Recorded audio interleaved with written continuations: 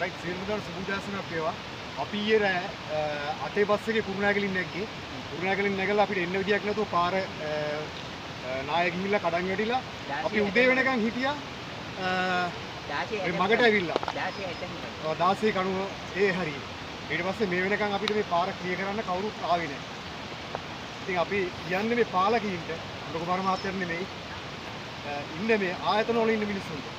මේ මිනිස්සු මේ වගේ දෙයක් වුණොත් එම සමාජ සත්කාරයක් වශයෙන් රෑ හරි ඇවිල්ලා ඒ ටික අයින් කරලා මිනිස්සුන්ට ඒ වගේ දෙයක් කරන්න ඕන. ඒක නිසා මේක බලධාරීන්ගේ ඇස් වලට හිතට වදින්න තමයි මේක දාන්නේ වීඩියෝ එක. ඒක නිසා අපි දේශපාලන වශයෙන් අපි කවදාවත් බනින්නේ නැහැ. මෙන්න බලන්න සෙනගේ න. ඊයේ රෑ බස් වල හිටපු මිනිස්සු තමයි මේ ඔක්කොම ඉන්නේ. වාසන 300 ඇතුළට තියෙනවා කියන්නේ. ඒ වගේම බස් වාහන ටික ඔක්කොම ඉස්සරහා තියෙනවා. ඒක නිසා මේවට මොන හරි ආපදාවක් වුණ හැටිය ඒවට නිසි පිළිතුරක් දෙන්න අපේ ආයතන මේ පොළඹවන්න ඕනේ. එහෙම නැත්නම් අපේ රටට කවදාකවත් දියුණුවක් මේ කවදාකවත් නැගී සිටීමක් වෙන්න බෑ. ඒක නිසා අපි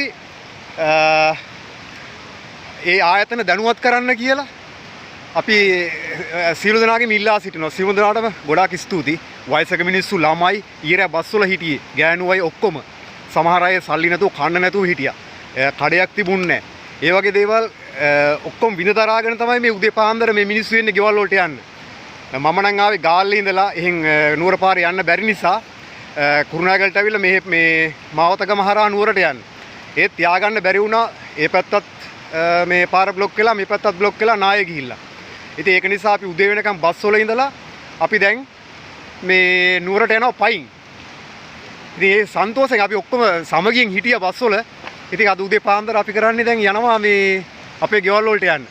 Thank you so much. ගොඩක් ස්තුතියි. මේක බලධාරීන්ගේ ඔළුවට වැටෙන්න ඕනේ. අන්න ඒක තමයි වෙන්න ඕනේ. ජය වේවා.